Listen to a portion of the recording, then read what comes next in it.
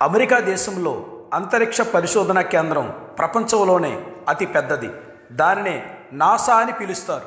రాబోయే 100 మరియు 1000 సంవత్సరాల్లో సూర్యచంద్రుల నక్షత్రాల కదలికలు మరియు గ్రహాలు వాటి కదలికలు వాటి స్థాన చలనాలను అంచనా వేయటమే వాళ్ళ పరిశోధన.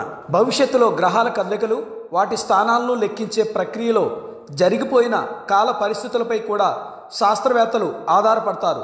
గడిచిన కొన్ని వేల సంవత్సరాలలో గ్రహాలు ఏ దినమున ఏ స్థానంలో ఉండినవో ఖచ్చితంగా లెక్కగట్టగలిగే శక్తివంతమైన కంప్యూటర్లు నాసా అంతరిక్ష కేంద్రంలో ఉన్నాయి. తమ వద్దనున్న డేటా ఆధారంగా లెక్కలు కడుతున్న సమయంలో ఒక ప్రత్యేకమైన దినంపై రెడ్ సిగ్నల్ కనిపించింది. అంటే వారి లెక్కల ఆధారంగా గడిచిన సంవత్సరాలలో ప్రతి దినము గ్రీన్ లైట్ను చూపించిన వారి కంప్యూటర్లు ఒక ప్రత్యేక దినము దగ్గరకు రావడంతో రెడ్ మార్క్ చూపించాయన్నమాట. అంటే కాలగమనంలో ఒక దినము నమోదు కాకుండా పోయింది. ఇది ఎలా జరిగింది, ఒక దినము ఎటుపోయింది అని సందేహం వచ్చింది అందరికీ. ఇశ్రాయేలీలు కనాను దేశంలో అమోరీయులతో యుద్ధం చేస్తున్నప్పుడు యుద్ధం వారాహోరీగా జరుగుతూ ఉంది. దేవుడు గొప్ప జయాన్ని ఇస్తా ఉన్నాడు. అప్పుడు యెహోషువ, సూర్యుడా నీవు గిబియోనులో నిలువుము, చంద్రుడా నీవు అయ్యాలోను లోయలో నిలువుము అని ప్రార్థన చేయగా దేవుడు గొప్ప కార్యాన్ని చేశాడు. ఇంచుమించు ఒకనాడల్లా సూర్యుడు అస్తమించనే లేదు.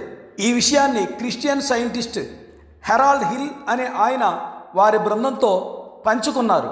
కానీ ఆగిపోయిన సమయం కేవలం 23 గంటల 20 నిమిషాలు మాత్రమే. 40 నిమిషాలు కలిపితే ఒక రోజు అవుతుంది.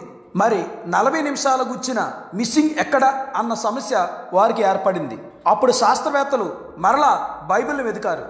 అప్పుడు మరొక సత్యం 2వ రాజుల గ్రంథంలో వారు కనుగొన్నారు. 2వ రాజుల గ్రంథం 20వ అధ్యాయం 1 నుంచి 11 వచనాలు చదివితే మనకు అర్థమవుతుంది. హిజ్కియాకు దేవుడు మరణకరమైన వ్యాధి నుండి స్వస్థత ఇచ్చినప్పుడు ఒక సూచన అడిగితే సూచన చూపించాడు దేవుడు. అప్పట్లో ఆహాజు గడియారం అని ఒక గడియారం ఉండేది. దానికి మెట్లు ఉండేవి. దేవుడు నీడ 10 మెట్లు వెనకకు తిరిగిపోవునట్లు చేశాడు.